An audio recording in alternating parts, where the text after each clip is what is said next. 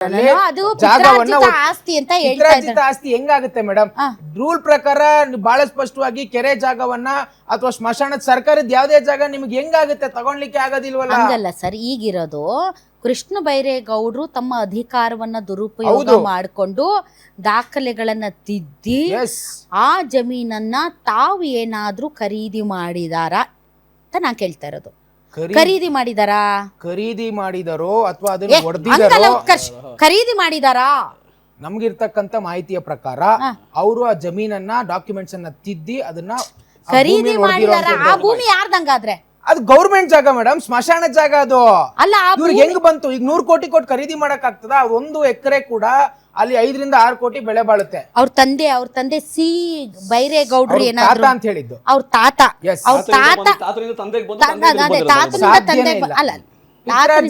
ಈಗ ಇರುವಂತ ದಾಖಲೆಗಳ ಪ್ರಕಾರ ತಾವೇನ್ ಕೆರೆ ಒತ್ತುವರಿ ಅಂತ ಹೇಳ್ತಿದ್ರಿ, ಖರಾಬ್ ಜಮೀನು ಅಂತ ಏನ್ ಹೇಳ್ತಿದ್ರಿ, ಅದು ದಾಖಲೆಗಳ ಪ್ರಕಾರ ಅವ್ರ ತಾತನ ಹೆಸರಲ್ಲಿತ್ತು. ತಾತನ ಹೆಸರಲ್ಲಿ ಇರೋದು ಅವ್ರ ತಂದೆ ಹೆಸರಿಗೆ ಬಂತು. ತಡ್ರಿ, ದಾಖಲೆಗಳೆಲ್ಲ ಹಂಗೆ ಇದೆ. ಅವ್ರು ಹೇಳಿರೋದಲ್ಲ, ನೀವೇನ್ ಬಿಜೆಪಿ ಅವ್ರು ಕೊಟ್ಟಿದ್ದೀರಲ್ಲ ದಾಖಲೆಗಳು, ನಾವು ಓದಿದ್ದೀರಾ, ನೋಡಿದ್ದೀರಾ ದಾಖಲೆಗಳನ್ನ? ಅದ್ರಲ್ಲಿ ಯಾರ ಹೆಸರಿದೆ, ಯಾರ್ಯಾರ ಹೆಸರಿದೆ ನೋಡಿದ್ದೀರಾ? ಕೈ ದಾಖಲೆಗಳು ಯಾರ ಹೆಸರಲ್ಲಿದೆ? ಯಾರ ಹೆಸರಲ್ಲಿದೆ? ಯಾರ ಹೆಸರಲ್ಲಿದೆ ಸ್ವಾಮಿ? ಕೃಷ್ಣ ಬೈರೇಗೌಡರಿಗೆ ಹೆಸರಿಗೆ ಬರೋಕ್ಕಿಂತ ಮುಂಚೆ ಯಾರ ಹೆಸರಲ್ಲಿದೆ? ಸರ್ಕಾರಿ ಜಾಗ ಅಂತ ನಾವ್ ಹೇಳ್ತೀವಿ. ಯಾರ ಹೆಸರಲ್ಲಿದೆ ನಿಮ್ಗೆ ಅದೇ ಮಾಹಿತಿ ಇಲ್ಲ ಉತ್ಕರ್ಷ್ ಮೇಡಮ್. ನಾವ್ ನೀವೇನಾದ್ರೂ ನೀವು ಏನ್ ಬೇಕಾದ್ರೂ ಹೇಳ್ಬೋದು, ಆದರೆ ಯಾರ ಹೆಸರಲ್ಲಿತ್ತು ಕೃಷ್ಣ ಬೈರೇಗೌಡರಿಗೆ ಬರೋದಕ್ಕಿಂತ ಮುಂಚೆ? ದಾಖಲೆಯಲ್ಲಿ ಯಾರ ಹೆಸರಿದೆ ಹೇಳ್ರಿ? ದಾಖಲೆಯಲ್ಲಿ ಯಾರ ಹೆಸರಿದೆ? ದಾಖಲೆನೇ ನಕಲಿ ಸುಳ್ಳು ಅಂತ ಹೇಳ್ತೀರ ನಾವು. ಹಾಗಾದ್ರೆ ಆ ದಾಖಲೆನ ಮಾಡಿಸ್ಕೊಂಡವ್ರು ಯಾರು? ಕೃಷ್ಣ ಬೈರೇಗೌಡ್ರೆ ಮಾಡಿರೋದು. ಅವ್ರ ತಾತನ ಕಾಲದ್ದು ಅಂದ್ರೆ ಅವ್ರ ತಾತ ಅಕ್ರಮ ಮಾಡಿದ್ದಾರೆ ಅಂತ ಹೇಳಿರಿ. ಅವ್ರ ತಾತ ಅಕ್ರಮ ಮಾಡಿದ್ದಾರೆ ಅಂತ ಹೇಳಿ, ತಾತ ಅಕ್ರಮ ಮಾಡಿದ್ದಾರೆ ಬೈರೇಗೌಡರು ಅಂದ್ರೆ ಇವ್ರ ತಂದೆ ಸಿ ಬೈರೇಗೌಡರು ಅಕ್ರಮ ಮಾಡಿದ್ದಾರೆ ತಾತ ಅಂತ ಹೇಳ್ತಿರೋದು. ನಾವ್ ಹೇಳ್ತಿರೋದು ಇವ್ರು 2024 ಒಂದ್ ನಿಮಿಷ, ನಿಮ್ದು ಕರೆಕ್ಟ್ ಇದೆ ವಾದ, ನಾನು ಇಲ್ಲ ಅಂತ ಹೇಳಿಲ್ಲ. ಆದ್ರೆ ಜನರಿಗೆ ರಾಂಗ್ ಇನ್ಫಾರ್ಮೇಶನ್ ಕೊಡ್ಬೇಡಿ. ನೀವು ಒಂದ್ ನಿಮಿಷ ತಡ್ರಿ. ಕೆರೆ ಒತ್ತುವರಿ ಮತ್ತು ಖರಾಬ್ ಜಮೀನನ್ನ ಅದ್ ಹೆಂಗ್ರಿ ನಿಮ್ ಹೆಸರು ಮಾಡ್ಕೊಂಡ್ರಿ? ಇಟ್ಸ್ ಓಕೆ, ನಿಮ್ಮ ತಾತಂದೋ ನಿಮ್ಮ ಅಪ್ಪಂದೋ ಯಾರ್ದೋ ಒಬ್ರದ್ದು ಈ ತರ ಅದರಲ್ಲಿ ಲಿಟಿಗೇಷನ್ ಇದೆ ಅನ್ನೋದಾದ್ರೆ ನೀವು ಹೆಂಗ್ರಿ ಅದನ್ನ ನಿಮ್ಮ ಹೆಸರಿಗೆ ಮಾಡ್ಕೊಂಡ್ರಿ? That is the valid point. ಅದನ್ನ ನೀವು ಹಂಗೆ ಹೇಳೋದು ಬಿಟ್ಬಿಟ್ಟು ಇವರೇ ತಾಂಡಿರೋದು. ನಾವೆಲ್ಲೂ ಹೇಳಿಲ್ಲ ಮೇಡಮ್, ನಾವೆಲ್ಲೂ ತಗೊಂಡಿದೀವಿ ಅಂತ ಹೇಳಿಲ್ಲ. ಅದನ್ನೇ ಕೇಳ್ತಿರೋಂಥದ್ದು. ರಾಂಗ್ ಇನ್ಫಾರ್ಮೇಶನ್ ಕೊಡ್ಬೇಡಿ ನೀವು. ಹಂಗಾದ್ರೆ ಯಾರ ಹೆಸರಲ್ಲಿ ಇತ್ತದು? ಅದು ಸರ್ಕಾರದ ಜಾಗ ಅಂತ ಇರ್ತಕ್ಕಂಥ ಮಾಹಿತಿ ಯಾರ ಗೊತ್ತಾಗುತ್ತೆ? ಮತ್ತೆ ಅಷ್ಟು ಗೊತ್ತಿಲ್ಲದೆ ಹೆಂಗ್ ಬಂದ್ರಿ ನೀವು?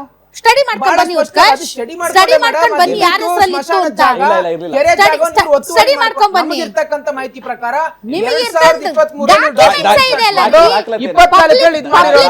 ನಲ್ಲಿ ದಾಖಲಾತಿಗಳೇ ಇವೆ. ನಿಮ್ಮ ಇವರು ಯಾರು ಚಲವಾದಿ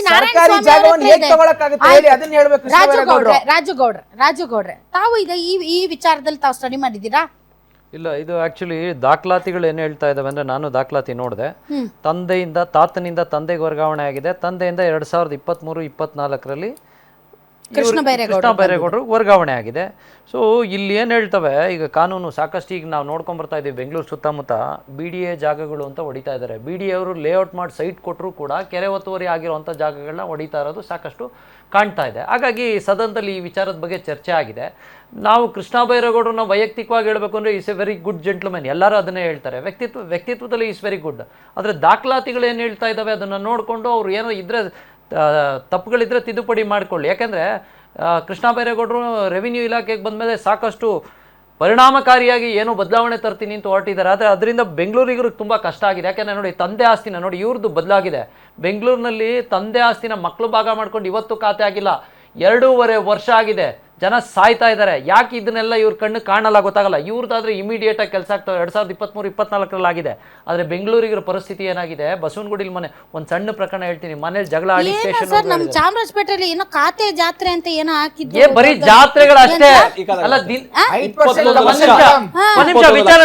ವಿಚಾರ ಡೈಲ್ಯೂಟ್ ಆಗೋದು ಬೇಡ. ತಂದೆ ತೀರ್ಕೊಂತಾರೆ. ತಂದೆ ತೀರ್ಕೊಂಡಾಗ ಜಾಗನ 80/60 ಜಾಗ ಇರ್ತದೆ. 2 ಮಕ್ಕಳು ಇರ್ತಾರೆ. 2 ಮಕ್ಕಳಲ್ಲಿ 80/60 48 2400 ಅಡಿ 2400 ಅಡಿ ಅವ್ರ ಹೆಸ್ರಿಗೆ ಮಾಡ್ಕೊಳಕ್ಕೆ ಇವತ್ತೂ ಆಗಿಲ್ಲ. ಅವ್ರು ಹೇಳೋದಿಷ್ಟೇ, ನೀವು BBMP ಆಫೀಸ್ಗೆ ಹೋದರೆ ಆರ್ವಗಳನ್ನ ಕೇಳಿದ್ರೆ ಸರ್ ನಮ್ಮಲ್ಲಿ ಇನ್ನೂ ಬೈಫಾತಿಫಿಕೇಶನ್ ಖಾತಾ ಬಿಟ್ಟಿಲ್ಲ, ತನ್ನ ತಂದೆ ಆಸ್ತಿನ ಎಲ್ಲ ದಾಖಲಾತಿ ಸರಿ ಇದ್ರು ಮಕ್ಕಳು ಮಾಡ್ಕೊಳಕ್ಕಾಗದಂಥ ಪರಿಸ್ಥಿತಿ ಆಗಿದೆ. ಅದು ಇವ್ರದ್ದು ಮಾತ್ರ ಈಸಿಯಾಗಿ ಆಗಿದೆ.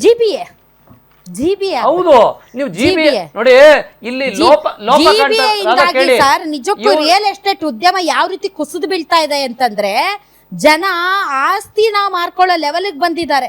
ರಿಯಲ್ ಎಸ್ಟೇಟ್ ಅಲ್ಲಿ ಸೂಟ್ ಕೇಸ್ ಕಟ್ಲೆ ಹಣ ನೋಡಿದವ್ರು ಇವತ್ತು ಬಡ್ಡಿ ಸಾಲಕ್ಕೆ ದುಡ್ಡು ತಗೊಳ್ಳೋ ಪರಿಸ್ಥಿತಿಗೆ ಬಂದಿದ್ದಾರೆ. ದೊಡ್ಡ ದೊಡ್ಡ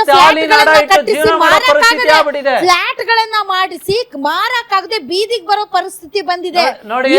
ಕುರ್ಚಿ ಬದಲಾವಣೆ ಆಗ್ಲಿ, ನಾವು ಅದಾಗ್ಲಿ ಇದಾಗ್ಲಿ ಅಂತ ಮುಂದಕ್ಕೆ ಹಾಕ್ತಾ ಇದಾರೆ ಹೊರತು ಎಲ್ಲವೂ ಸರಳೀಕರಣ ಆಗಬೇಕು ಮತ್ತು ವೇಗವಾಗಿ ನಡಿಬೇಕು. ಅದೇ ಉತ್ತಮ ಆಡಳಿತದ ಲಕ್ಷಣ. ಸರಳೀಕರಣ ಮತ್ತು ವೇಗ ಮತ್ತು ಪಾರದರ್ಶಕವಾಗಿರೋದೇ ಉತ್ತಮ ಆಡಳಿತದ ಲಕ್ಷಣ. ಯಾಕೆ 2.5 ವರ್ಷದಿಂದ ಹಿಂಗೆ ಇಟ್ಕೊಂಡು ಕೂತಾರ ನನಗಂತ ಅರ್ಥ ಆಗ್ತಾ ಇಲ್ಲ. SM ಕೃಷ್ಣ ಅವ್ರು CM ಆಗಿದ್ದಂತ ಸಂದರ್ಭದಲ್ಲಿ ಎಷ್ಟು ಈಸಿಯಾಗಿ ಮಾಡಿದ್ರು ಅಂದ್ರೆ ಕಂಪ್ಯೂಟರೈಸ್ ಪಾಣಿಗೆ ಆದಷ್ಟು ಬೇಗ ಬರೀ 3 ತಿಂಗಳಲ್ಲಿ ಚಾಲನೆ ಕೊಟ್ಟರು. ಇವತ್ತು ಸೂಪರ್ ಕಂಪ್ಯೂಟರ್ಸ್ ಬಂದಿದ್ದಾರೆ, ಆದರೆ ಇವ್ರ ಕೆಲಸಗಾರರ ಕೈಲಿ ಯಾವ ರೀತಿ ಕೆಲಸ ಮಾಡಿಸ್ಕೋಬೇಕು ಅನ್ನೋದು ಗೊತ್ತಾಗ್ತಾ ಇಲ್ಲ. ಅಂದ್ರೆ ಫೆಬ್ರವರಿ ಮತ್ತೆ ಮಾರ್ಚ್ ದುಡ್ಡು ಪಾಪ ಮಾರ್ಚ್ ದುಡ್ಡನ್ನ ಪಾಪ ಕೊಡಕ್ಕಾಗ್ತಾ ಇಲ್ಲ. ರಾಜುಗೌಡ್ರೆ, ನೀವು ಬೇರೆ ಯಾವ ಡಿಪಾರ್ಟ್ಮೆಂಟ್ ಆದ್ರೂ ಹೇಳಿರಿ, ಈ ಡಿಪಾರ್ಟ್ಮೆಂಟ್ ಅಲ್ಲಿ ರೆವಿನ್ಯೂ ಡಿಪಾರ್ಟ್ಮೆಂಟ್ ಚಿಟ್ಕೆ ಹೊಡೆದಂಗ್ ಕೆಲಸ ಮಾಡ್ತಾರೆ. ಯಾಕೆ ಹೇಳಿ? ಚಿಟ್ಕೆ ಹೊಡೆದಂಗೆ ಬರ್ತಾ ಇರುತ್ತೆ. ಈ ಕಂಪ್ಯೂಟರ್